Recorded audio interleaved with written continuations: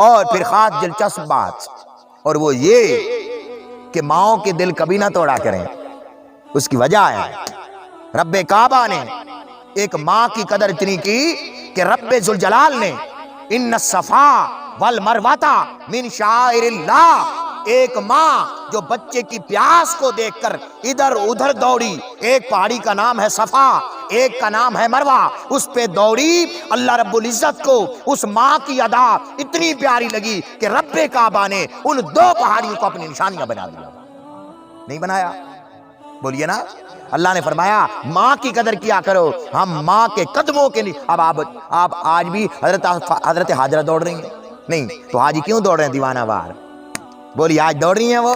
نہیں، ان کے قدموں کے نشانوں کی اللہ رب العزت نے اتنی لاج رکھی کہ اللہ نے ان نشانوں کو، بولیے قدموں کے اور بھی نشانے بھی نہیں رہے، اب صفا مروہ بھی وہ نہیں رہی، وہ اب پلان روڈ بن گئے ہیں۔ بولیے نا، نشان بھی ختم ہو گئے، پہاڑیاں بھی ختم ہو گئیں، وہ ایک نشان زدہ جگہ پر اللہ رب العزت قیامت تک حاجیوں کو دوڑوائے گا کہ نہیں؟ کیوں؟ ایک ماں کی قدر کے لیے۔ ویسے تو ساری پہاڑیاں اس کی ہیں، بولیے اسی نے نہیں پیدا کی؟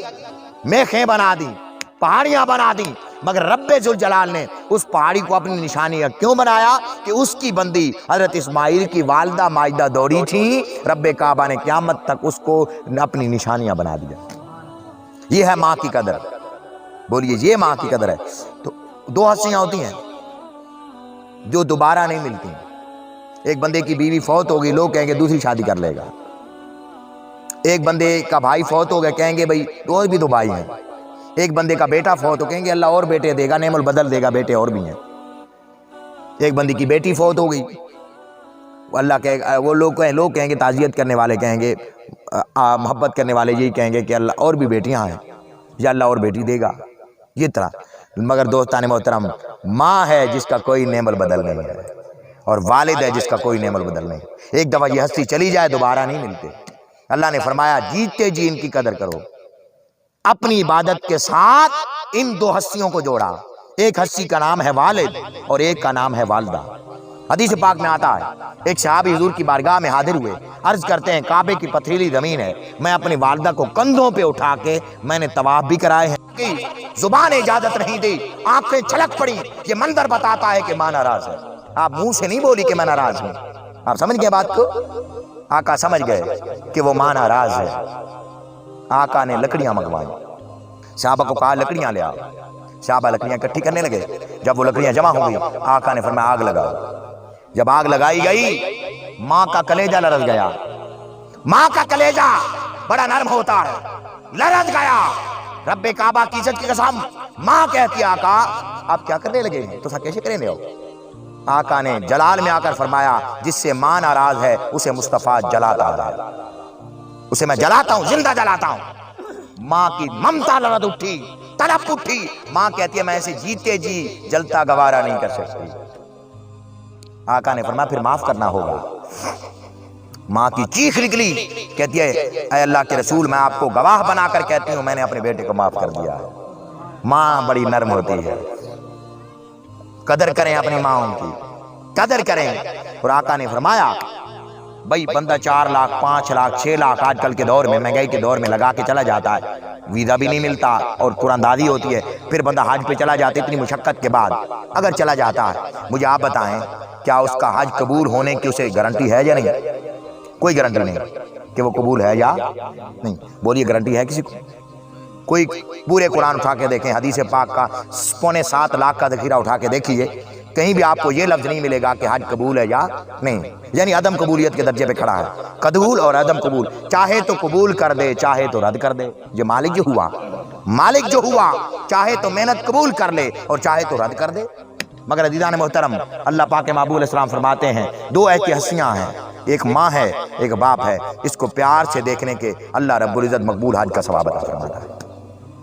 اور صحابہ نے عرض کیا یا رسول اللہ ایک دن میں بندہ کئی بار جو پیار سے دیکھے، تو اللہ نے محبوب نے فرمایا کہ اللہ کے خزانے میں کوئی کمی ہے؟ سبحان اللہ۔ فرمایا ماں باپ کو پیار کی نظر سے دیکھنے سے رب ذوالجلال ایک مقبول حج کا ثواب عطا فرماتا ہے۔ اور جو لوگ جن کے والدین فوت ہو گئے، ظاہر ہے وہ پریشان ہوئے کہ ہمارے والدین تو فوت ہو گئے، اب ہمارا کیا بنے گا؟ جن کے زندہ ہیں ان کو تو مبارک ہو، سلامتی ہو کہ وہ زیارت کریں گے، مقبول حج کا ثواب پائیں گے، مگر جن کے والدین فوت ہو گئے ان کا کیا بنے گا؟ آقا نے فرمایا جمعے کے روز ان کی قبر کی زیارت کرنا مقبول حج کا ثواب ہے، جمعے کے روز۔ اور آپ نے جو قرآن مجید پڑھا، فرمایا وَإِذَا قُرِئَ الْقُرْآنُ فَاسْتَمِعُوا لَهُ وَأَنصِتُوا لَعَلَّكُمْ تُرْحَمُونَ۔ جس جگہ پہ، جس مقام پر، جس وقت قرآن مجید پڑھا جاتا ہے، رب کعبہ اپنی رحمتوں کا نزول فرماتا ہے۔ ایک اہم بات کر کے بات کو ختم کر دیتا ہوں۔ آقا دو عالم علیہ السلام نے فرمایا کہ والدین کا حق معاشرے میں رب کی عبادت کے بعد سب سے بڑا ہے۔ حضور فرماتے ہیں میں اگر نبیوں کا امام ہوں اور نماز فرض میں پڑھا رہا ہوں، مصلی پہ میں کھڑا ہوں، پیچھے انبیاء کی صف کھڑی ہے، آپ مجھے بتائیں کتنا بڑا مقام ہوگا؟ ہوگا کہ نہیں؟ اتنا بڑا مقام کہ حضور فرماتے ہیں میں نماز پڑھا رہا ہوں، پیچھے نبی کھڑے ہوں، 1.25 لاکھ انبیاء، اور میری والدہ حضرت آمنہ مجھے بلائیں، سبحان اللہ، میری والدہ حضرت وہ اللہ کی عبادت، میں مصطفیٰ مصلی پر ہوں اور پیچھے نبی کھڑے ہوں، میں پڑھ رہا ہوں سورہ فاتحہ۔ کیا پڑھ رہا ہوں؟ اونچا بولیے، سورہ فاتحہ۔ اچھا ہمارا سارا مزاج ہے کہ ایسا فاتحہ پڑھنے ہاں، لیکن پڑھنے نہ کہنا ہمارے کیا فاتحہ کھائے جا، پڑھی کوشے بھی نہ۔ اکثر لوگ فاتحہ خانی پہ جاتے ہیں، بھائی مجھ سے سوال ہوتے ہیں تو میں جواب دے رہا ہوں نا آپ کو، بھائی پڑھو میں نے فاتحہ ہر بندے کو آنی ہے۔ کیوں بھائی تھوڑے جو ایسا بندہ نہ بیٹھا ہو جی کو فاتحہ نہیں آنی ہوگی؟ کیوں جی؟ سارا کو آنی ہے نا، آپ اسی بیٹھے ہیں، گھبراؤنی کی ضرورت ہے، سکھا لو واسطے تیار ہیں، گھبراؤنی ضرورت تو نہیں نا۔ زندگی میں ہر لمحے علم حاصل کرنا ضروری ہے۔ سورہ فاتحہ ایسا کہنا بیمار کا فاتحہ پڑھے، آپ کوشش نہ پڑھی۔ سورہ فاتحہ آقا دو عالم علیہ السلام نے فرمایا یہ سورہ فاتحہ اور آیت الکرسی، یہ امید ہے اکثر لوگوں کو آیت الکرسی بھی آتی ہے، بے شک ان پڑھے قرآن نہیں پڑھے ہوئے ان کو آیت الکرسی بھی آتی ہے۔ آقا نے فرمایا یہ 2 خزانے ہیں، سورہ فاتحہ اور آیت الکرسی، جو زمین و آسمان کے سارے خزانے ایک طرف، سورہ فاتحہ آیت الکرسی ایک طرف۔ اتنا بڑا خزانہ ہے مگر اس کی ہمیں قدر نہیں ہے، بولیے ہمیں قدر نہیں۔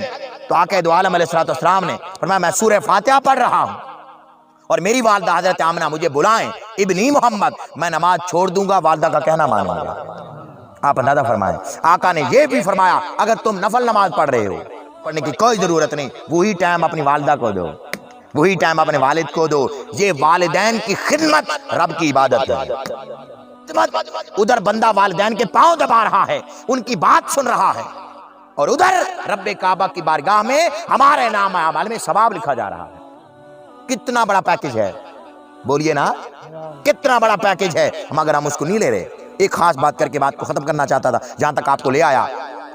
پھر فرمایا وَقَضَىٰ رَبُّكَ أَلَّا تَعْبُدُوا إِلَّا إِيَّاهُ وَبِالْوَالِدَيْنِ إِحْسَانًا۔ پھر فرمایا آپ اگر ان دونوں کو بڑھاپے میں پائیں، عندک الکبر فلا تقل لهما اف ولا تنهرهما، یہ ہمارا امتحان ہے، بولیے یہ ہمارا امتحان شروع ہو رہا ہے۔ اصل بات جس کی طرف میں آپ کو لانا چاہتا تھا وہ اب آ رہی ہے، اور میرے موضوع کا لفظ اختتام ہوگا، اور وہ یہ آقا دو عالم رب ذوالجلال نے فرمایا والدین کی خدمت کرو۔ ہم اس وقت تک خدمت تو کر سکتے ہیں جب وہ اپنے پاؤں پر چل بھی لیتے ہیں، اپنے کھانا روزی روٹی کا نظام بھی چلا لیتے ہیں، والدہ اپنا کام خود کر لیتی ہے، بہویں نہیں کرتی جی، گھر بیٹیاں نہیں کرتی، وہ والدہ خود اپنا کام کر لیتی ہے۔ ایک وقت آتا ہے جب وہ بیماری اس نقطے پر پہنچتی ہے کہ والد یا والدہ چارپائی پہ ہو جاتے ہیں۔ کیا ہو جاتے ہیں؟ والدہ۔ یہ میں خاص بات بتانا چاہتا ہوں میرے نوجوانوں کے لیے، میرے بھائیوں کے لیے خاص میسج ہے۔ آج اگر پوری گفتگو آپ نے نہیں سمجھی، یہ جملے سمجھ لیے، تو میں کہوں گا میری گفتگو کا مد میں نظر حل ہو گیا۔ عزیزان محترم، جو وقت آتا ہے جب والد اس کی اب وہ پینشن پہ آ گئے، وہ گھر آ گئے، اب وہ ہر جگہ سے تھک ہار گئے، کمر ان کی جواب دے گئی، ٹانگیں جواب دے گئی، نظر جواب دے گئی، قوت بصارت جواب دے گئی۔ اب وہ ایک ایک بات کو 6 دفعہ دہراتے ہیں، بھئی انسانی تقاضا دہراتے ہیں۔ اسا تانگا آوے نا اے ہکا گل ولا ولا کے کرے رانے۔ یہ میں نے کئی نوجوانوں کو سنا ہے جو اسی طرح حد تک عزت کرتے ہیں۔ کیا معاشرے میں یہ حال نہیں ہے؟ میں آپ سے پوچھ رہا ہوں، نہیں ہے یہ حال؟ اسا ایک ایک گل کو ولا ولا کے پیڑھے نے رانے۔ اب یہ بات بڑی خاص طلب ہے، میں جہاں پہ آپ کو روک رہا ہوں تاکہ بات مکمل طور پہ سمجھ میں آ سکے۔ پھر والدہ یا والدہ وہ مہمانوں کے سامنے بھی کہتے تھے میری نو یہ میرا بیٹا یہ، پھر ہم کہتے ہیں نا تو ساکو نو نے سامنے خراب، تو ساکو مہمانوں نے سامنے خراب بیچتا کریں ہے، یا ابا تو خدمتی تیری تھی نہیں پئی ہے تے کیری گل ہے جو تو بلا بلا کے کرے نہ رہنا ہے۔ بولیے کئی بچے اس حد پہ اترتے ہیں یا نہیں اترتے؟ اس سے نہ اترنے ہوں تو پتہ بڑی گل ہے، تو سامنے مولی آؤ اتھے اگر نہ اترنے ہون اس حد تے تو سامنے ولی بیٹھے ہو، مگر اترتے ہیں نہیں اترتے، اس حد تک اترتے ہیں کہ بے عزتی کرتے ہیں والدین کی، نہیں کرتے؟ بولے نا نہیں کرتے؟ عزیزان گرامی قدر، اللہ رب العزت کے محبوب علیہ السلام حدیث قرآن مجید بیان کر رہا ہے کہ رب کعبہ نے فرمایا اس مقام پر تیرے صبر کا امتحان ہو رہا ہے۔ تیرا صبر تو اب شروع ہوا، پہلے کون سا صبر تھا تیرا؟ جب والد کما لیتا تھا، والدہ کما لیتی تھی، کام دھندہ خود کر لیتے تھے، اب تو نے اپنے ہاتھ سے ان کو کھلانا بھی ہے، ان کی غلاظت بھی صاف کرنی ہے، ان کو واش روم تک پکڑ کے لے جانا ہے۔ دوستو اس وقت تیرے صبر کا امتحان ہو رہا ہے، اب دیکھتے ہیں تو کتنا صبر کرتا ہے، اب دیکھتے ہیں تو کتنا صبر کرتا ہے۔ رب کعبہ نے فرمایا بڑی چھوٹی سی بات بڑے بلند لفظوں میں بیان کر دی، فرمایا وہ وقت یاد کر جب تو کھانے پینے کے قابل نہ تھا، تیرے والدہ نے گرم نوالا تیرے منہ میں نہیں دیا، اپنے منہ میں پہلے چبایا کہ میرے بیٹے کے دانت نہیں ہیں۔ ہائے ہائے توجہ فرمائیں، وہ وقت یاد کر جب تو کھانا نہ جانتا تھا، تجھے پتہ ہی نہیں تھا کہ کھانا ہوتا کیا ہے، تجھے مانگنے کا سلیقہ بھی نہ آتا تھا، تیری والدہ نے اپنے منہ میں لقمے گرم لقمے منہ میں ڈالے، ٹھنڈے لقمے تیرے منہ میں ڈالے تاکہ میرے بچے کو تکلیف نہ ہو، میرے بچے کو تکلیف نہ ہو۔ پھر تو ابھی چلنے پھرنے کے قابل نہ تھا، اس نے تجھے بولنا سکھایا، تو اپنی زبان اس پہ لگاتا ہے، اس نے تمہیں بولنا سکھایا۔ کائنات کی سب سے بڑی استاد اگر کسی سے پوچھتے ہیں، میں علم کا خلاصہ بتا رہا ہوں، سب سے بڑی استاد انسان کی اس کی والدہ ہے۔ گود ماں دی ہے زندگاہ پہلی، اتھو زندگی دا نصب العین بڑھ ہے، گود ماں دی ہے دستگاہ پہلی، اتھو زندگی دا نصب العین بڑھ ہے، اتھو داتا خواجہ فرید بن کے دکھی دلاں دے واسطے چین بڑھ ہے۔ ارے ماں جی حیا والی ہوئے تے لال غوث ثقلین بڑھ ہے، فاطمہ زہرا جی ماں ہوئے تے لال سخی حسین بڑھ ہے۔ گود ماں دی درسگاہ پہلی، ماں کی گود پہلی درسگاہ۔ عزیزان محترم، تو فرمایا اس وقت تیرے امتحان کا وقت شروع ہوا، تو غور کر 2 سال اس نے تجھے دودھ پلایا، اپنا خون دودھ بنا بنا کے تجھے غذا بخشی، تو دودھ کا حق ادا نہیں کر سکتا۔ پھر اگلی بات تو ابھی چلنے پھرنے کے قابل نہ تھا، پھر اس نے چلنا پھرنا سکھایا، پھر اس نے باتیں کرنا سکھایا۔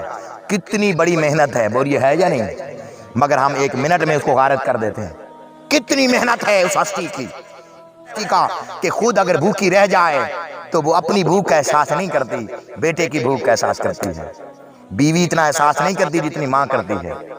ٹھیک ہے ان کا بھی حق ہے، بیویوں کا بھی حق ہے، آقا دو عالم علیہ السلام نے ان کو بھی حقوق ادا کیے، مگر جو والدین کو حقوق ادا کیے یہ ایسا نہ ہو کہ انسان اپنی زندگی کو پیرالل کرے، متوازن کرے، والدین کے بھی حق ادا کرے اور بیوی بچوں کے بھی حق ادا کرے۔